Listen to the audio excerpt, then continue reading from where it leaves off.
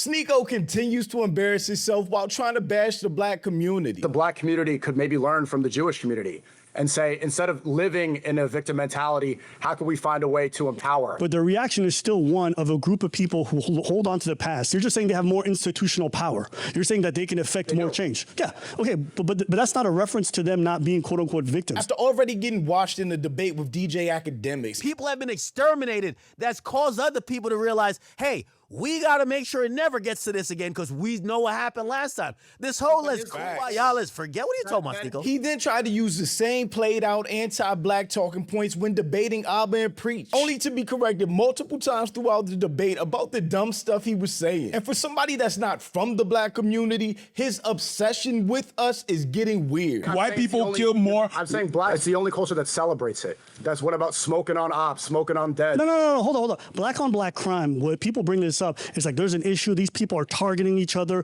and they're trying to kill. No, they're committing crimes against people who are close to them. One. Two, you can look at plenty of white media that celebrates violence, whether it be movies. But I'm Jew, welcome to the channel. Please like and share the video. Don't forget to sub. Now, let's get into it. What do you think that people missed when it came to that debate? And then I will get into it afterwards. Yeah, it was miscaptioned. I didn't say words don't have meaning. I said slurs change, and that word has changed its meaning. Slurs like that only have the power that you give it. And so we shouldn't give energy to clear rage baiters the same way Muslims, we shouldn't give energy to people like Jake Lang. Rage baiters are only rage baiters if you get enraged. You thought it was amusing in some points, what some of the aspects were he was doing, but you kind of said you condemn it, but that you did find some aspects amusing. And then he pointed out to some of the examples in regards to, making a mockery of God in some contexts or going to a mosque and then antagonizing people there. And then you said you didn't feel like it was funny. I do think it could be funny. Like, I've been heckled while praying. When people come up and put bacon on themselves and try to antagonize Muslims, I think that's funny. It's funny because it's dumb.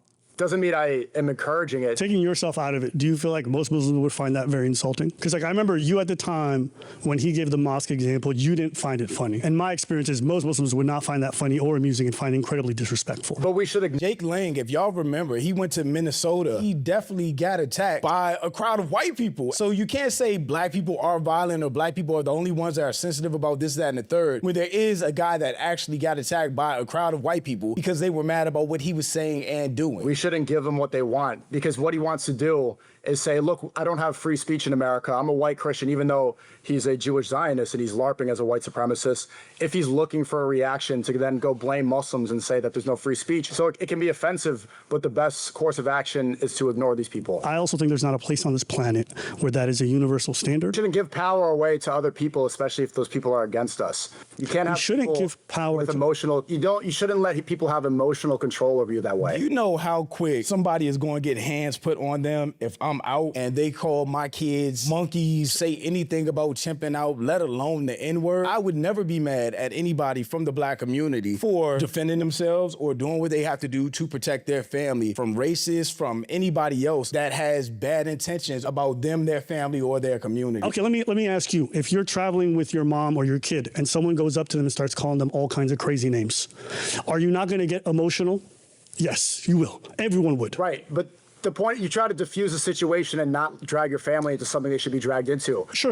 How many times have we seen this dude, Chud, antagonize people, follow people, show his gun, pull out the mace? He wasn't taking no for an answer. He wasn't taking leave me alone for an answer. The one thing we have ultimate control over is your emotion and how you feel. It's your responsibility to not allow somebody to try to rage bait you. Am I going to try to diffuse it? Yes. Am I going to go out and encourage violence and put money on his head? I think that's a waste of energy. I agree with the point that you shouldn't try to give, but the reality is that we do. And because that's a reality, you can't say these words don't have meaning. There's nobody on this planet who's going to sit here while their child or their mom is berated right in front of them. You're going to get emotional. You're going to have some urge to protect. Why? Because even though you can say to them, guys, words don't have meaning. You look at your kid. Go look at your mom or whatever, whoever it was. Words don't let them control you. They're going to get upset and you're going to get defensive. You can't just do this whole stoic thing where we pretend like this is going to be a standard for everyone and not recognize that words are going to impact us. Right, but I don't want it to submit to weakness. So you're agreeing, you're saying that we should not let this control us. So that's the point.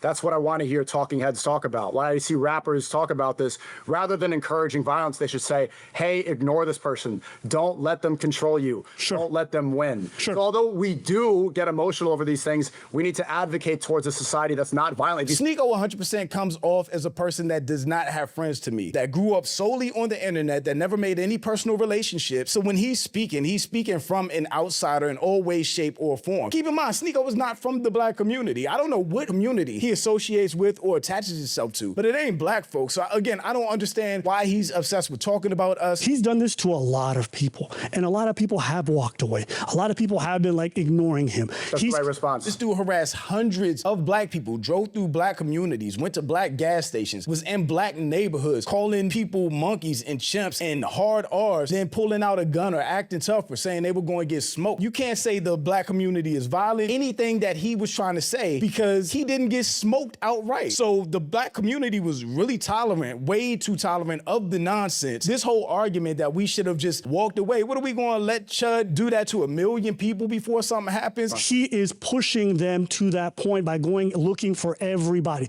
And if you do that enough, you're going to land on the wrong one. Most black people have stayed away from him and been nonviolent. That's the reality. But yeah, he's somebody who was instigating a violent interaction. He was hoping for it. He's hoping to kill somebody. Sneako is always on the wrong side of history, bro. Just a contrarian for contrarian's sake, defends the dumbest, most ridiculous shit ever, and he's just a cornball. This is the same dude that was defending the Cuties movie, which sexualized little girls. He's just a weirdo, man. And I'm glad that somebody like that is in jail. Because at the end of the day, the world is not just safe because someone doesn't attack you. It's also safe because someone doesn't verbally go after you all the time for no reason.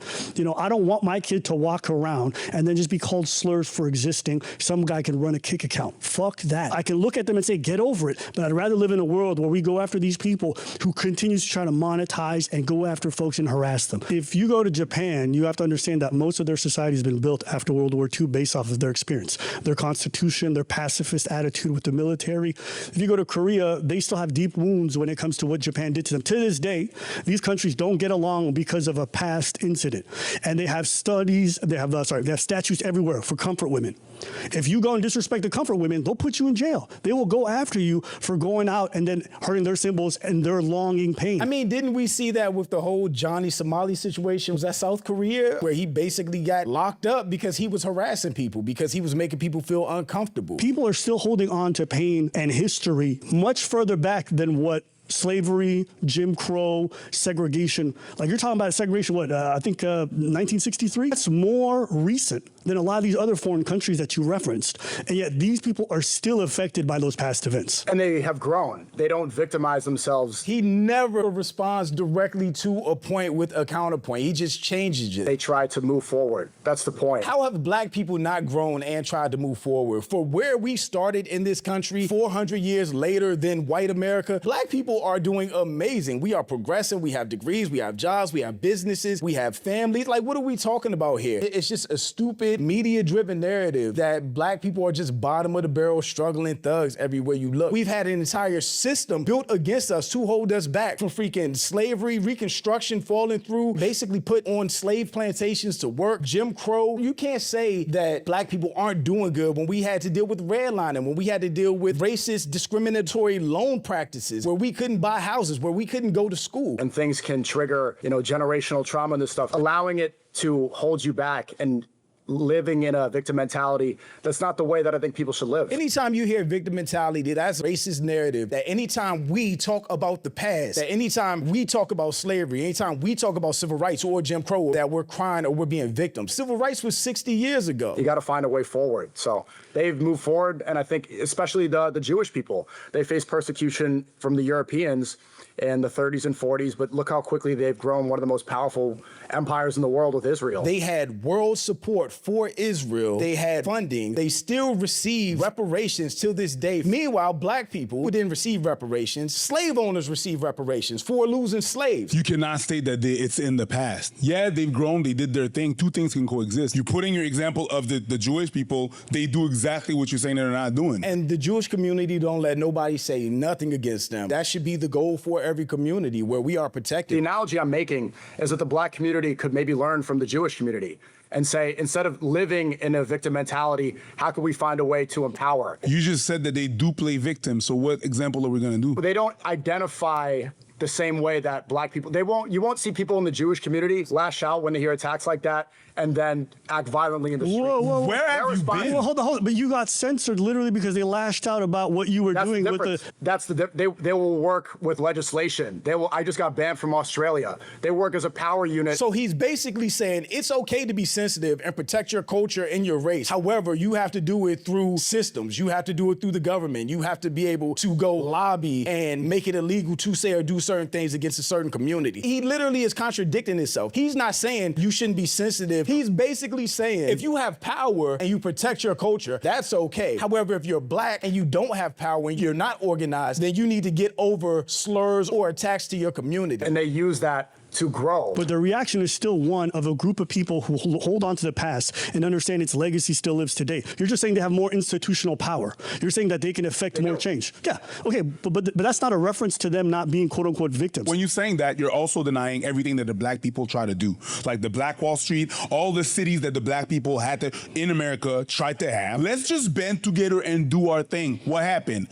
The government bombed them. All of our communities, they either burned them down, there were riots and massacres, they stole land, or the government came and stole land and made lakes over black communities. Or they stole land like what was in New York with the Central Park, which was initially a black community. That's why I hate the narrative that black people don't build anything, we don't own anything, we don't progress. When every single time we've progressed in this country, it's been torn down. So it's not like they didn't try to do what the Jewish people did. The government bombed Black Wall Street? Tulsa, they bombed other places that black people had. Either he's playing dumb or he's really dumb, but he doesn't belong in these debates about the black community. The thing is that it feels like you think it's really just about a word.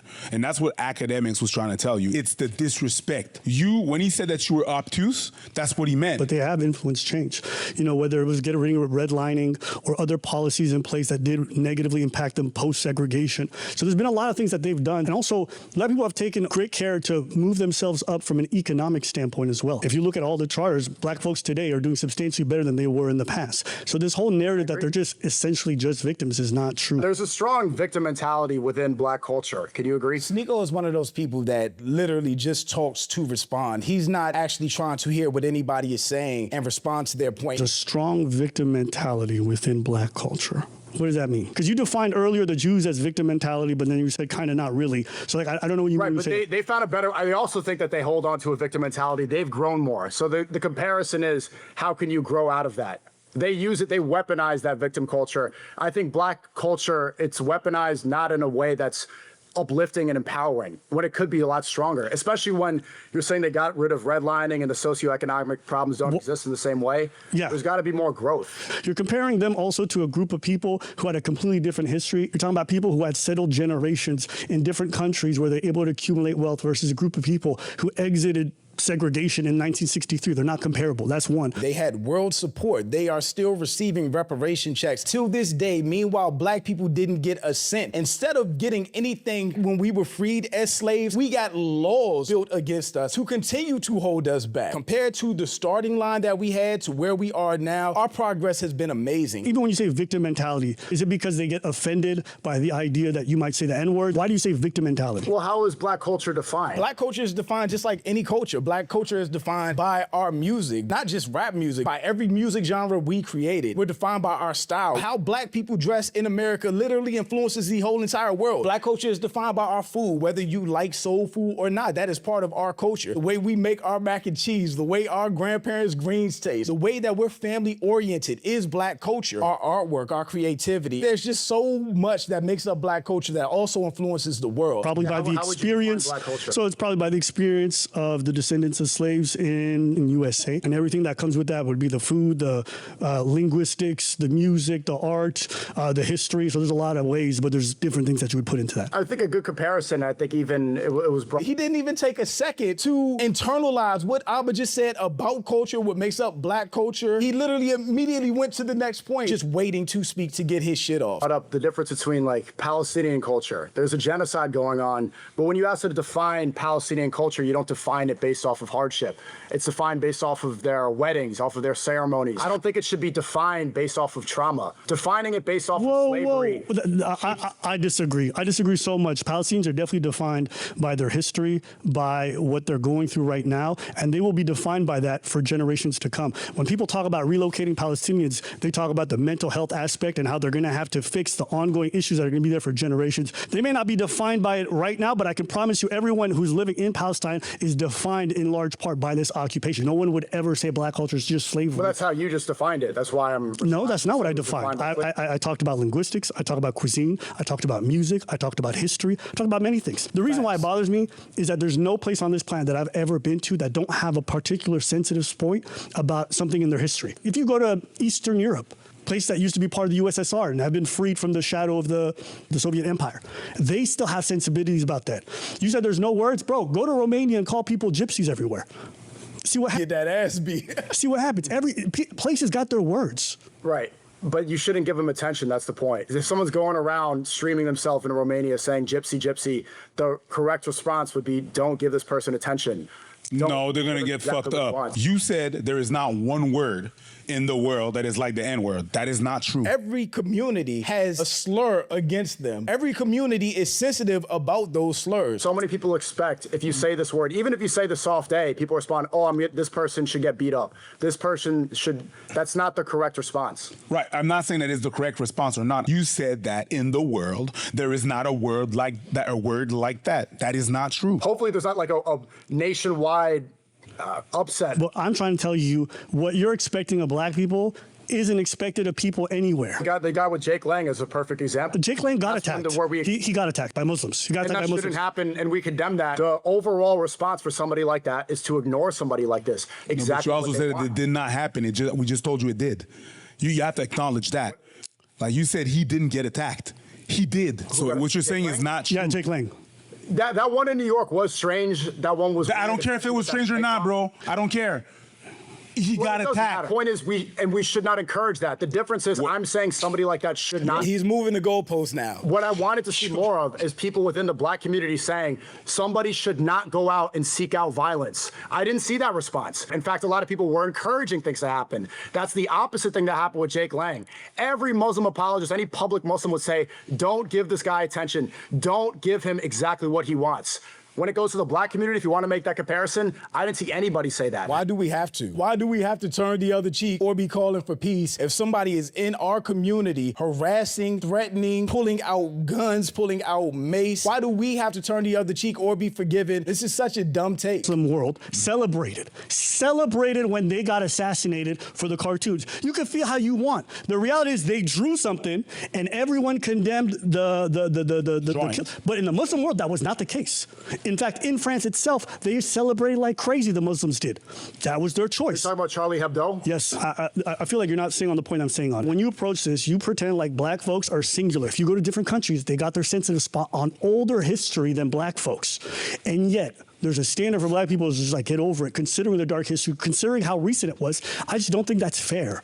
I don't think that's fair. I don't think that's equal. And I also think when you say things like, oh, you know, God is different, like, this is what you were saying. You were saying... Yes. These things are sacred. Blasphemy is different than skin color. Skin color is not something that should be considered sacred. We can't choose our skin color. I didn't choose to be black. You can choose your religion. Some people are atheists, so saying F whatever God Sneako believes in doesn't mean anything to a lot of people. That words can be evolved, and I think you were referring to also slurs to some degree. Is that fair? Right. Like that word itself has been changed so much. When black people say it, it was also a slavery term. It comes from the same exact place. Right. It had the same meaning, but now it's the most popular used word in hip hop. Black people took a negative word and we made it a term of endearment, whether you agree that it should be used or not. Black people evolved that word in our community. He keeps saying the word evolved or society evolved that word. He doesn't know what he's talking about. People are singing along to a song. White people are expected to go, they do the shush finger over their face. They're not even supposed to sing along. You know, the word, you could repurpose it. It can mean nothing if you want it to mean nothing. Yeah, that word has changed its meaning. Right, and you're saying we can change it, like don't get offended by it. It's not offensive unless you make it offensive. If you give it more oxygen, it has more power. Now, after this example, after this Chud the Builder situation, this amplifies it. Now it has more power. When you make something more taboo, you have the Streisand effect. He's acting like people just started saying the N-word, or the N-word just started being used against the black community, when that is just not the case. That now, all of a sudden, other people are going to be inspired to be racist, when they never stopped being racist in the first place. Everyone's got their things that are taboo that you don't touch on, and they don't want, and they will have problems with you, whether physical or jail time. So why are you looking at black folks like they're supposed to be different? That's what I don't understand. Well, and in America, what's a word where you could expect that sort of reaction? He has yet to answer one question that they asked him. He literally redirects immediately. Action from any other group of people. I mean, the word is just a symbol. You could burn a flag and people might attack you. You can choose to feel emotions about these words. And I think we both agree that you should not act violently when you hear this word. It's a waste of your energy. I think currently in the black community, the main issues that should be addressed that aren't and that seem to be avoided is it's not somebody like Chud the Builder isn't out there oppressing black people. Is it harmful and disrespectful? Absolutely. Is he changing the rights? Is he affecting the black? Is this the #1 problem? No. Black on black crime.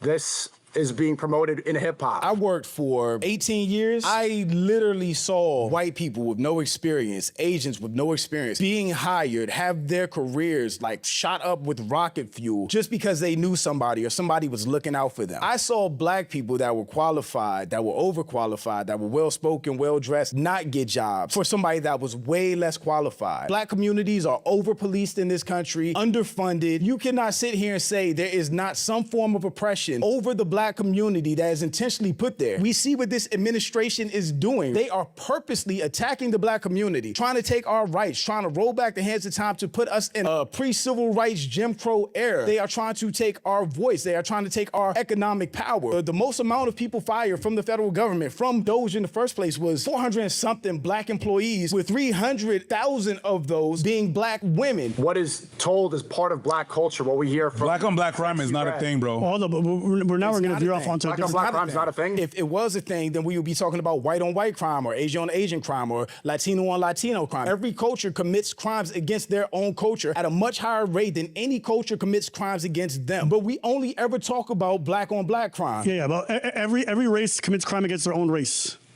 Yeah, the difference is white on white crime is war. White on white crime is you. No. In America, white on white crime exists. It's white people being in proximity of white people and killing white people. Preach said black on black crime isn't a thing. You guys talk about it like it's a special phenomenon, but every race kills and attacks their own. No, it is. It's not. It's like black on black crime is celebrated as hip hop. Look at any sort of drill music. The Latino community has full entire songs talking about murders and hits and drug wars. This idea that it's a phenomenon that's special, the stats don't bear it out. Every race goes and attacks their own race at the highest levels. That's it. Right, but I'm saying so the biggest offenders against Asians are other Asians.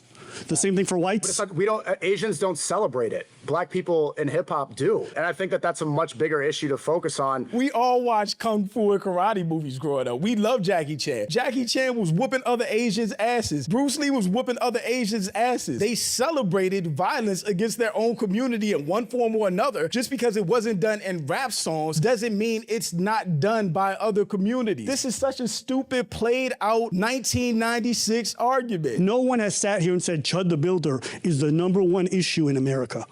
Right, but if people are encouraging others, and I saw this from rappers, NLE Choppa, academics said somebody should martyr themselves, and they don't even know who the martyr's name is. This guy got shot, and I said that this should not happen. Somebody got killed, and then they celebrate when the guy goes to jail. We agree. White males make up 27 to 36% of the U.S. population, yet are 82% serial killers, 81% mass shooters, 65% predators, 70% rapists. Of course, whenever they talk crime stats, the only crime stat they're going to talk about are black murder rates, and then they turn that into a per capita argument. I'm saying that this is an issue that should take up more energy. This is causing more harm. Okay, but more violence. But that's like a adjacent topic, but not the one that we're focused on. The way that you talk about it, it's like only black people do it. We don't. It's the only culture that celebrates it. That's what about smoking on ops, smoking on dead? No, hold on. Black on black crime, when people bring this up, it's like there's an issue, these people are targeting each other and they're trying to kill. No, they're committing crimes against people who are close to them. 1. 2, you can look at plenty of white white media that celebrates violence, whether it be movies, whether it be action stuff. These are things that celebrate violence, and that these are depictions of white people committing I violence. grew up on Arnold Schwarzenegger movies. You know how many people he took down with machine guns, double machine guns, the same thing with Rambo. Media in general celebrates violence. He is just hyper-focused on the black community, which is even weirder because he has no part in the black community. Maybe his dad is from Haiti, but he is not ethnically Haitian. Sneako has no black in him if these are his parents to have an opinion or be talking about the black community. That's like going to Asia, and because they have some music over there that celebrates violence, that it's promoting Asian on Asian violence. No, it's just promoting violence. 21 Savage has a song called My Choppa Hates Niggas. And if you look at people who are part of other gangs and people who are on the op block, is it whites that they're talking about? Hold on, Sneako. So when you do art, The Italian mafia, Godfather, Goodfellas, Casino, they don't celebrate violence. Scarface is Cuban on Cuban killings.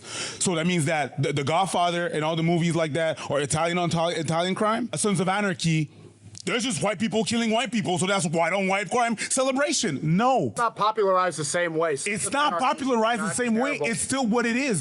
It's iconic. It's iconic. Goodfellas is a big-ass movie, one of the biggest movies Sopranos. ever. Sopranos was a big, huge thing. And can we also say Breaking Bad was huge and it was basically a white dude selling crack? They love Walter White out there cooking up and selling meth. That wasn't a problem to the white community. That wasn't seen as negative, as toxic, as poisoning his own people or anything. It was celebrated. It was an award-winning show. It's only a problem when it's black people. Before there was hip-hop, all those gangster movies, all those things were there before we were there. What's the most popular form of music in America right now? Hip-hop. Hip-hop. Okay, so you're talking about Goodfellas. Let's talk about right now. That's the point. What is celebrated the most right now? He's moving the goalpost again. He went from being what's celebrated to now what's popular right now. Goodfellas is the quintessential gangster movie that everybody loves. I just saw in the chat, somebody said, hell, Michael Myers. America is a country that celebrates violence in one way or another. He's just hyper-focused on the black community and our most popular export, which happens to be rap music. now? No, now see, you're always moving. Dude, you're always moving the goalpost. No, I'm not. I'm saying let's focus on the most important issues that are happening right now. Nothing is precluding us from talking about Chud the Builder, and then also doing that. And Chud the Builder also speaks to a set of issues in regards to how racism today is becoming more overt, that people are just telling black folks to get. I think it's okay to look at that and say people getting financed to do this kind of stuff is also, there's plenty of things to look at this. But we don't have to do this thing where it's like, why are you guys talking about this? Why don't we talk about, we can do that about anything. But it's only been, what, like a week since this guy's 2 weeks? I think it's dragged on more than it should have. days. I think that proves my point. Giving this so much oxygen, this becoming a major 2 weeks is not that phenomenon much oxygen. If he had this opinion on the black community being victims, you can have that opinion, but then you have to also criticize who has victimized the black community. I'm not seeing any pushback on the people that encourage violence. I haven't seen any people call out those that said somebody should martyr themselves. People that put money on his head. Because we live in a Because someone violent gets society. shot. We live in a violent society where even at the top, from the president down, people are constantly egging on violence. That's a bad thing. And you could talk about how violence has been normalized, especially with this administration, how they speak, but that is still separate from the idea that people should get over it because the words have meaning, slurs have meaning. We shouldn't give power away to other people, especially if those people are against us. Even in Islam, there's so many things that talk about the importance of words and not ushering the things, not insulting people, understanding that that's incredibly wicked behavior. Preach is so dumb with Sneako's existence. Preach tapped out.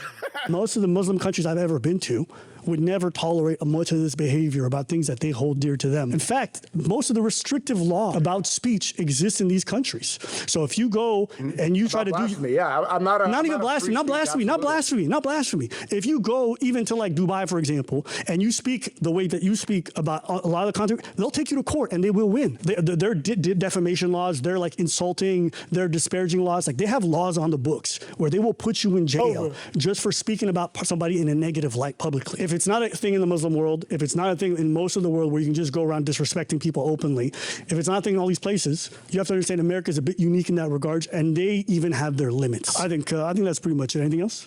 Nope. And overall, overall, there's got to be more fixation. There's got to be more focus on what's being promoted. Like, what is black culture defined by? I don't know why they ended that and then let him get something else off. Sneako is just cooked at this point. He doesn't need to debate or talk to anybody, especially about black people, because it's becoming more and more obvious he has no clue what he's talking about. But shout out to my channel members. Thank you so much for supporting, and thanks for watching. Y'all let me know what you think about all this in the comments. Also, make sure you check out the next video, and don't forget to follow me on Instagram for behind the scenes and life stuff, and I'll catch you next time. Peace.